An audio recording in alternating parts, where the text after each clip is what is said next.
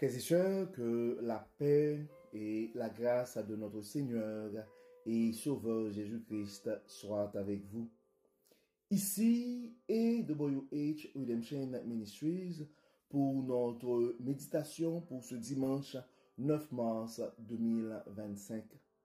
Toujours dans la mission de vous accompagner journée après journée, dimanche après dimanche, mois après mois, semaine après semaine, trimestre après trimestre, sur le chemin du royaume de Dieu. Car l'essentiel, frères et sœurs, est dans le royaume de Dieu.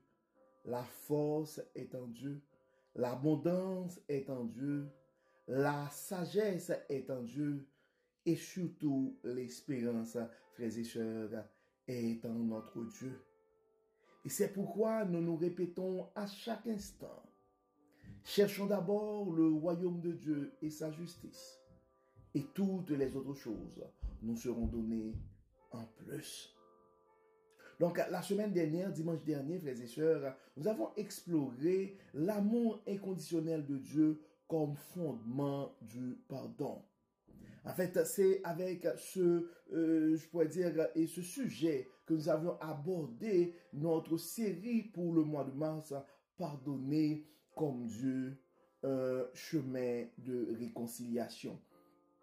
Et ce matin, frères et sœurs, pour la deuxième partie de notre série, nous allons voir le pouvoir transformateur du pardon dans un processus de la rancune à la réconciliation. Le pouvoir transformateur du pardon de la rancune à la réconciliation.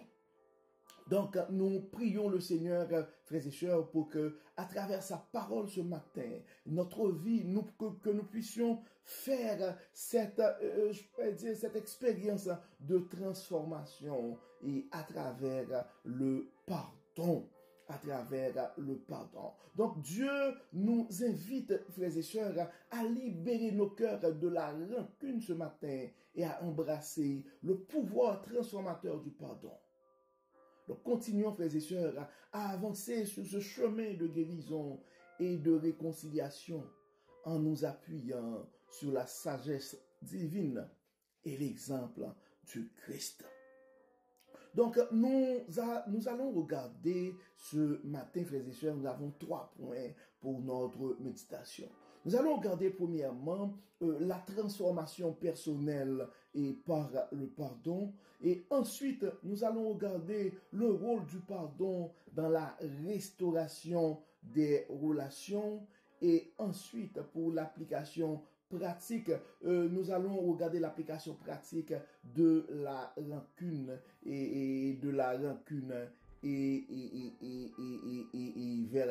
la rancune, en fait, libération de la rancune et chemin vers la réconciliation. Comment nous libérer de la rancune et comment prendre le chemin de la réconciliation. C'est ce que nous allons regarder et à travers notre méditation de ce matin qui aura 3 points.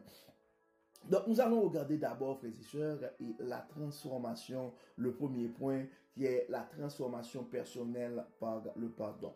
En fait, nous l'avons déjà dit et nous allons nous répéter. Probablement, nous aurons à nous répéter encore une fois et à une autre occasion, parce que c'est important pour notre croissance spirituelle. Le pardon est un acte de foi qui nous libère du poids de la rancune. Le pardon est un acte de foi qui nous libère de la rancune. Et à travers 2 textes, l'apôtre Paul nous exhorte. Nous avons des exhortations de l'apôtre Paul et à 2 reprises sur ce sujet. Et premièrement, c'est dans sa lettre aux Colossiens, dans le chapitre 3, verset 13, et supportez-vous les uns les autres. Et si l'un de vous a une raison de se plaindre d'un autre, pardonnez-vous réciproquement. De même que le Seigneur vous a pardonné, pardonnez-vous aussi. Et en Éphésiens 4, verset 32, nous pouvons lire ceci. soyez bons les uns envers les autres, compatissants, vous pardonnant réciproquement comme Dieu vous a pardonné en Jésus-Christ. Et frères et sœurs, et pour illustrer, je pourrais dire, la transformation personnelle par le pardon, en fait, dans mes recherches, dans nos recherches, en fait, j'ai pu trouver une histoire dans, je pourrais dire, tirée, et c'est ça, j'ai pu trouver une histoire dans l'histoire, un récit de l'histoire contemporaine, j'allais dire une histoire de l'histoire contemporaine, un récit est dans l'histoire contemporaine qui est vraiment et explique dans une certaine manière la transformation et personnelle et par le pardon. Et pour certains d'entre nous, probablement c'est une histoire assez connue, c'est l'histoire d'Eva Corr. En fait, Eva Corr était une survivante des expériences médicales menées par le docteur Joseph Mengele à Auschwitz. Elle a perdu ses parents et ses deux sœurs aînées dans le camp. Pendant des décennies, elle a été consumée par la colère et la haine envers Mengele et les nazis. Cependant, en 1995, à l'âge de 61 ans, Eva a pris la décision radicale de pardonner aux nazis. Donc cette décision a été extrêmement controversée et beaucoup de survivants de l'Holocauste l'ont critiquée. Mais malgré les critiques, Eva a maintenu sa position. Elle a expliqué que le pardon ne signifiait pas oublier ou excuser les atrocités commises, mais plutôt se libérer du fardeau de la haine et de la colère. Donc, elle a déclaré que le pardon était un acte d'auto-guérison et qui lui avait permis de retrouver la paix intérieure. Eva a consacré le reste de sa vie à partager son histoire et à promouvoir le pardon. Elle a fondé le Kendo Holocaust Museum en éducation et Education Center à Terre Haute, Indiana, et a voyagé dans le monde entier pour donner des conférences. Donc, si nous pouvons prendre le temps de regarder, frères et sœurs, l'impact de son pardon, le pardon d'Eva Corr a eu un impact profond sur de nombreuses personnes. Donc, son histoire a inspiré d'autres survivants de traumatisme à envisager le pardon comme un moyen de guérison. Elle a également contribué à sensibiliser le public au danger de la haine et de l'intolérance.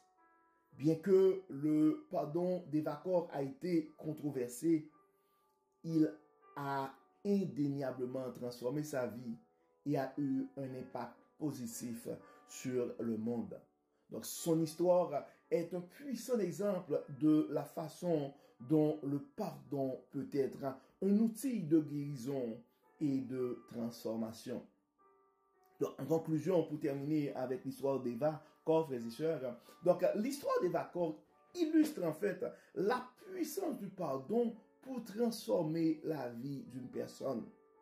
Donc, son expérience montre que le pardon n'est pas toujours facile, mais qu'il peut apporter la paix intérieure et la guérison.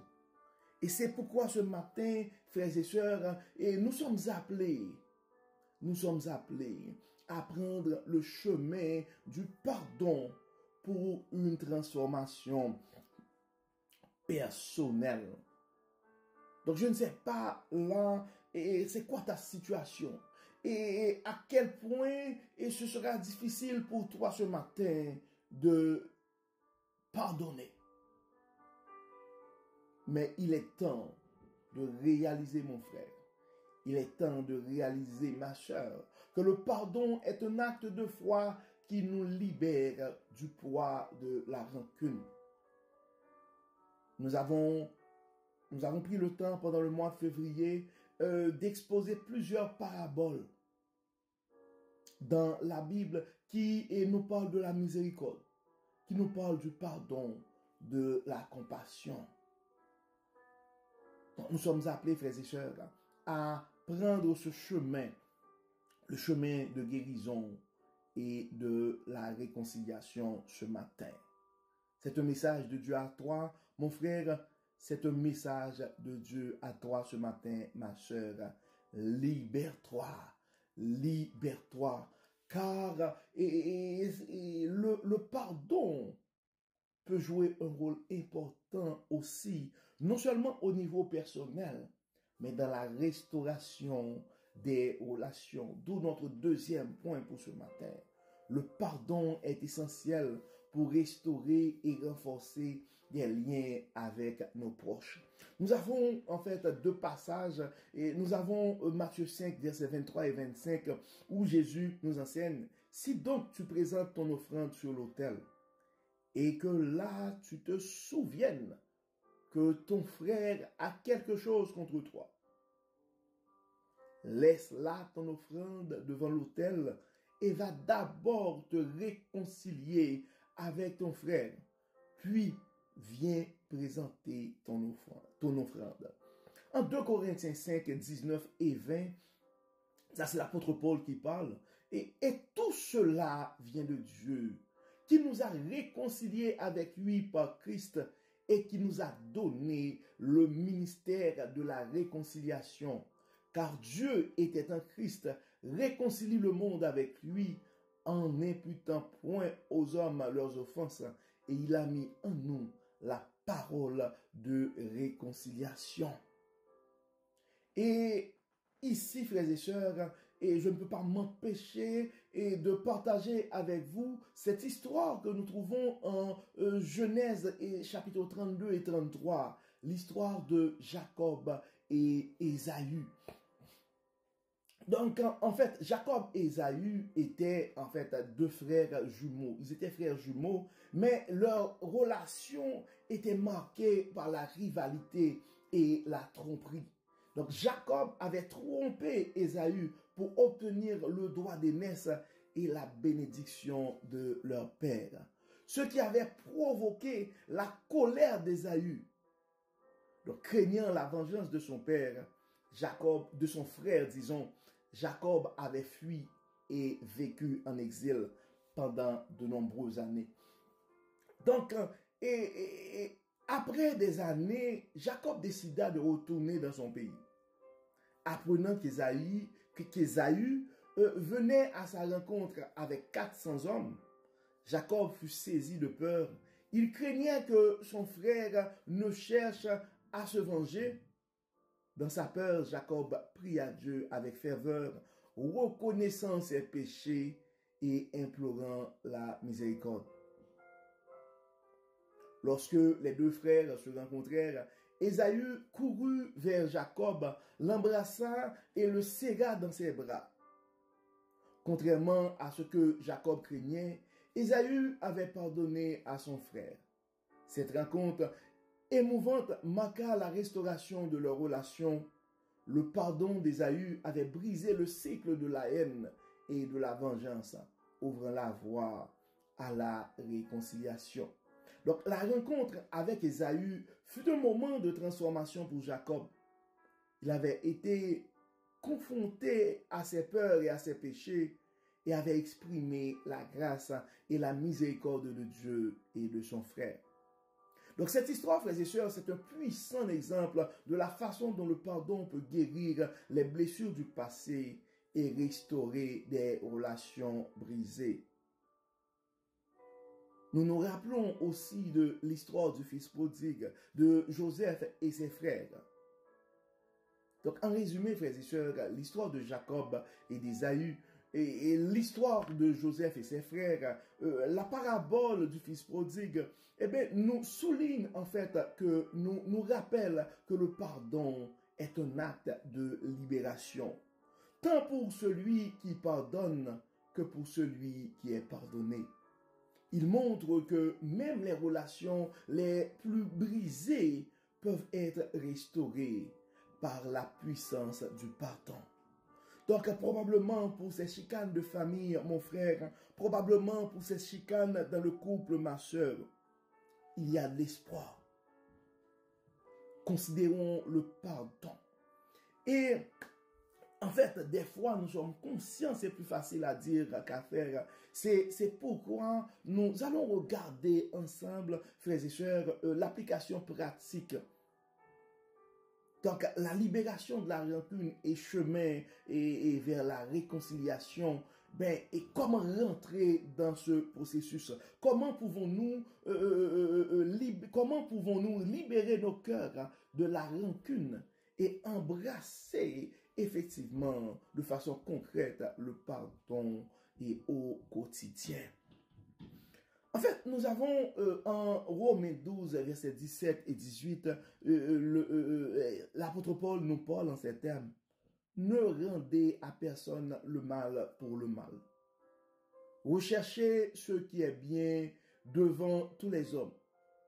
S'il est possible, autant que cela dépend de vous, soyez en paix avec tous les hommes. Ça, c'est l'exhortation de l'apôtre Paul en Romains 12, 17, versets 17 et 18. Et en Marc 11, verset 25, ça c'est Jésus-Christ qui parle. Et lorsque vous êtes debout faisant votre prière, si vous avez quelque chose contre quelqu'un, pardonnez afin que votre Père qui est dans les cieux vous pardonne aussi vos offenses.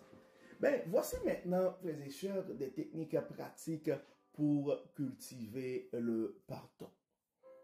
En fait, il y a, je pourrais dire, trois grands moyens et trois outils que nous pourrons utiliser pour être en mesure de faire l'expérience du pardon ou de vivre cette transformation que le pardon peut nous procurer.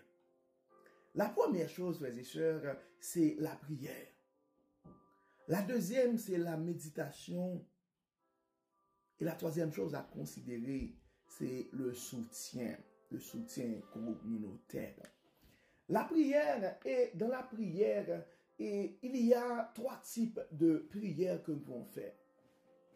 Premièrement, nous sommes appelés à demander à Dieu de nous aider à trouver la force et la volonté de pardonner.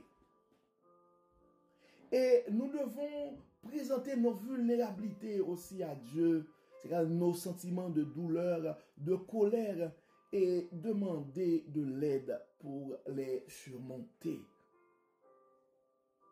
Donc, c'est normal.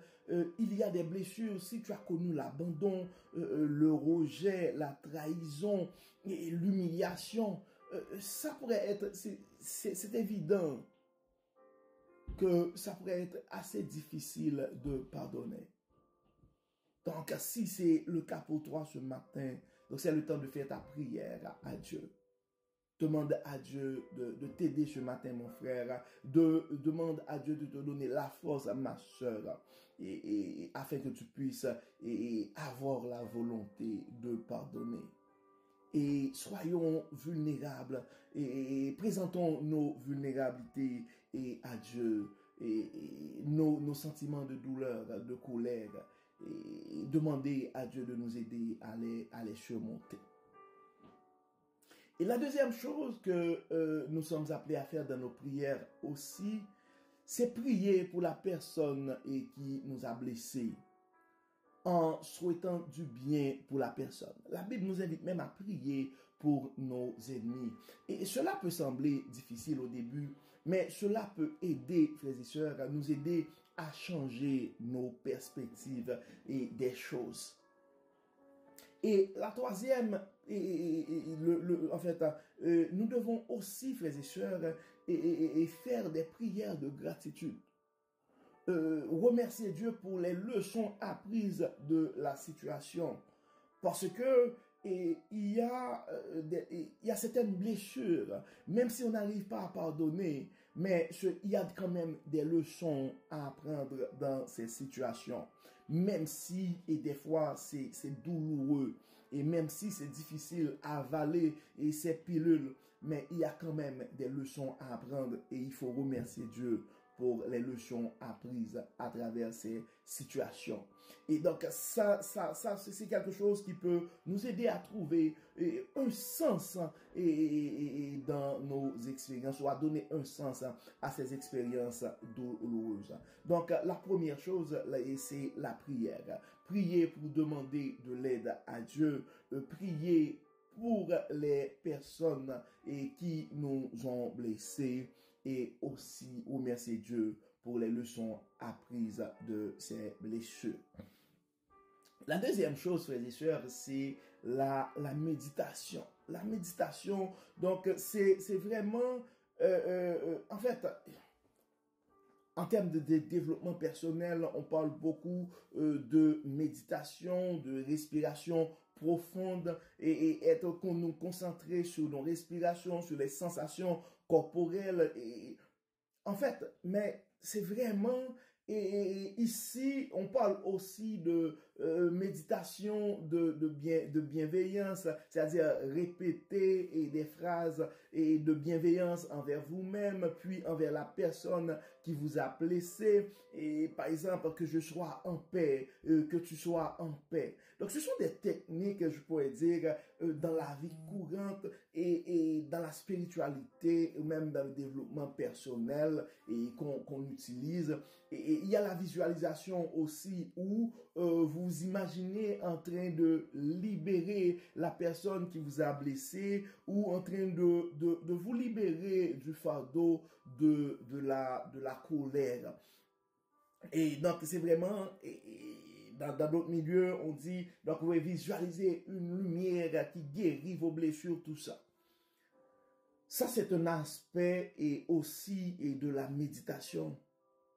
Mais nous autres, quand nous parlons de la méditation, c'est vraiment prendre le temps de méditer, de passer du temps avec Dieu, de méditer la parole de Dieu. Nous venons de partager plein de versets avec vous. Et donc, en lisant la Bible, en prenant un temps de silence avec Dieu pour une transformation intérieure, eh ben, c'est dans des relations intimes avec Dieu que nous allons avoir ces déclics, ces moments où nous allons sentir quelque chose que nous ne pouvons pas expliquer. Mais la libération de Dieu, à travers son Saint-Esprit, va nous libérer. Donc c'est pourquoi c'est important de trouver un moment de silence, avec Dieu, un moment de silence où après nos prières, parce que prier, c'est faire notre demande à Dieu. Mais prier aussi, c'est prendre le temps d'écouter la voix de Dieu qui nous parle. Que ce soit à travers sa parole, que ce soit à travers un message, que ce soit à travers une expérience. Prendre le temps d'écouter la voix de Dieu qui nous parle. Et des fois, il y a des situations qui sont vraiment compliquées et ça prend, et je pourrais dire, ça prend l'aide de quelqu'un d'autre. Et c'est pourquoi c'est important dans nos assemblées d'avoir des groupes de soutien. Et il y a dans certaines églises, on appelle ça live group, et des petites cellules qui aident, qui donnent la chance à des frères ou à des sœurs de se confier et d'exposer leur vulnérabilité avec confiance et de trouver ensemble du soutien. Donc, prendre le temps de partager à un frère ou à une sœur est digne de confiance et ses expériences et donc ça peut nous aider aussi et donc des groupes de soutien qui nous apportent du réconfort et des conseils. Et des fois, il y a des situations qui sont assez difficiles. Ça prend vraiment l'intervention d'un professionnel. La thérapie, un thérapeute peut nous aider aussi à explorer nos émotions, à comprendre les causes des colères et à développer des stratégies pour pardonner. Et en fait, des leaders religieux dans certaines assemblées sont là et pour ça. Donc, c'est important de considérer et la thérapie aussi. Ou dans certains cas, ce sont des relations de confiance.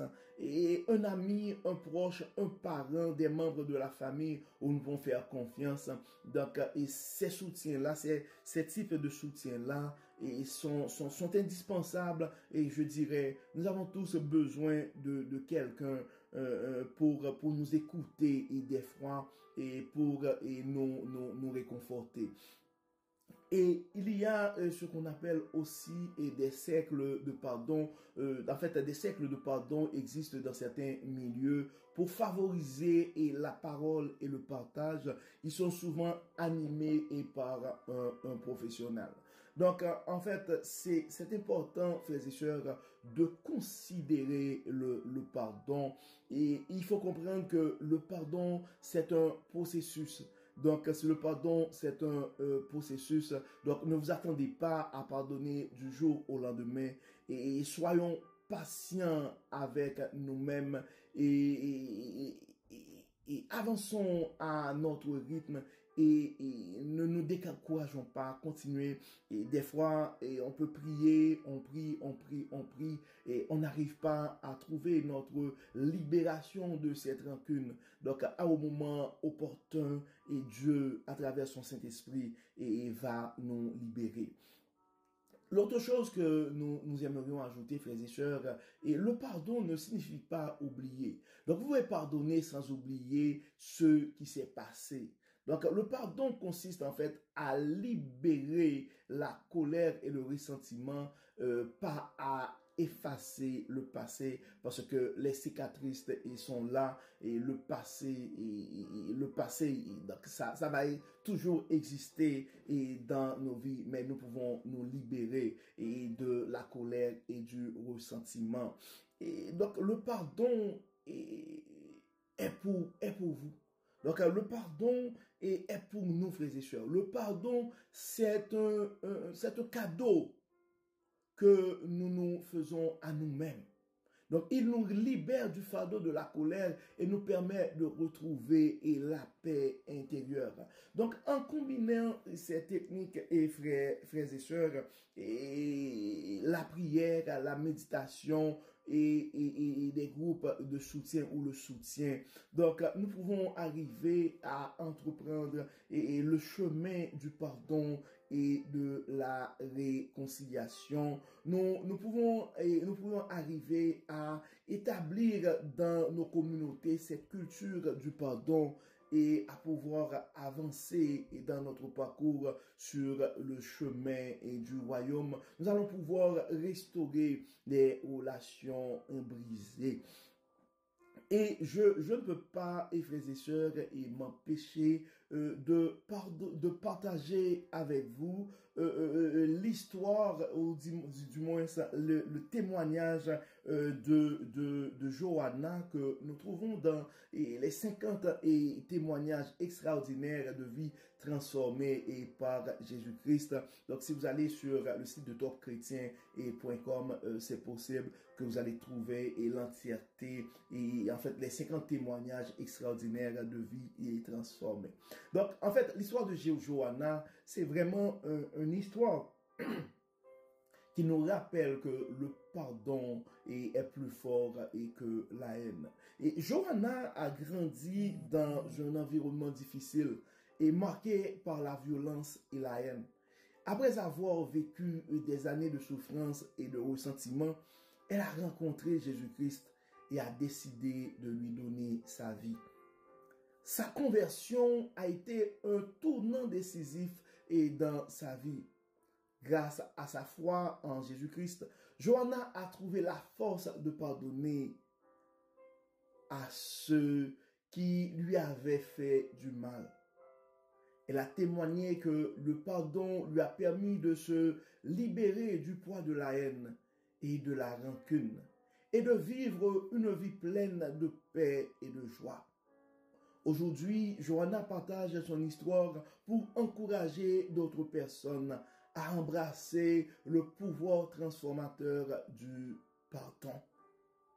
Donc, mon souhait et pour chacun de nous ce matin, frères et sœurs, c'est que cet exemple est de Johanna, cet exemple est d'Eva, et l'histoire d'Ésaü et de Jacob puisse nous inspirer et puisse nous aider à faire l'expérience de la guérison, puisse nous aider à restaurer nos relations brisées. Et pour conclure, frères et sœurs, l'appel à l'action pour notre méditation de ce matin, c'est vraiment un encouragement à embrasser le pouvoir du pardon dans nos vies. Embrassons, frères et sœurs, le pardon dans nos vies. Considérons le pouvoir du pardon. Et c'est aussi une invitation à réfléchir sur les relations qui nécessitent réconciliation et guérison. Tu connais ton histoire, mon frère, tu connais ton histoire, ma sœur. C'est le temps de regarder autour de toi et de voir est-ce qu'il y a présentement des relations qui nécessitent une réconciliation ou la guérison. Et ensuite, c'est l'appel à la prière pour la transformation de nos cœurs par le pardon, car nous avons la conviction, frères et sœurs, et de par notre nature humaine, notre nature pécheresse, et ça va être difficile pour nous de nous libérer de toute forme de rancune et de prendre le chemin de la réconciliation et du pardon. Donc, c'est pourquoi nous allons prier ce matin. Nous allons remercier Dieu pour l'amour inconditionnel et le pardon qu'il nous offre. Mais nous allons aussi demander à Dieu de nous aider à libérer nos cœurs de la rancune et à embrasser le pouvoir transformateur et du pardon, afin que nous puissions trouver la paix et la joie sur le chemin du royaume, frères et sœurs. Si tu penses ce matin à un frère et si tu penses ce matin à une sœur, c'est le temps de partager ce message, cette méditation, car le pardon a un pouvoir transformateur et nous sommes tous appelés au cours de notre parcours sur le chemin du royaume et de passer de la rancune à la réconciliation. Prions le Seigneur. Dieu 3 fois saint, grand architecte de l'univers, nous te disons merci pour ton amour, merci pour ta grâce, merci Seigneur pour le pardon et l'amour inconditionnel que tu nous portes. Dieu clément, malgré nos manquements, malgré nos incrédulités, malgré nos rébellions, tu n'arrêtes pas de nous enseigner, tu n'arrêtes pas de nous révéler ta sagesse à travers la parole. Et à plusieurs reprises, tu trouves plusieurs moyens pour nous rappeler que nous devons nous libérer de toute rancune. Nous devons prendre le chemin de la réconciliation.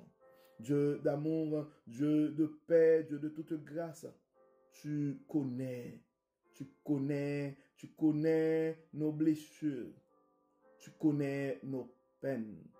Nous te demandons en ce moment, Dieu clément, d'intervenir dans nos vies. Permets, Seigneur, que ton Saint-Esprit puisse prendre le contrôle afin que nous puissions faire et vivre et faire l'expérience de cette transformation. Viens dans nos vies, Dieu clément. Blesse et guéris nos blessures. Aide-nous, Dieu clément, à faire l'expérience de la paix que toi seul peux donner. Libère, Seigneur. Guéris, Seigneur. Pardonne-nous et aide-nous à pardonner. Transforme nos vies. Transforme nos cœurs. Libère nos âmes blessées. Au nom de Jésus. Nos relations brisées sont entre tes mains. Pardonne-nous et exauce-nous. Amen. Amen.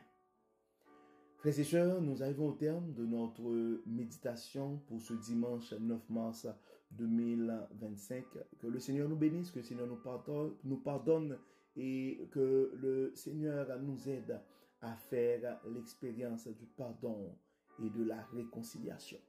Nous espérons que votre âme a été bénie. Et d'ici là, nous vous donnons rendez-vous demain matin, lundi, pour notre dévotion matinale. Encore une fois, bon dimanche et bonne semaine sous le regard du Dieu Tout-Puissant. Bye bye.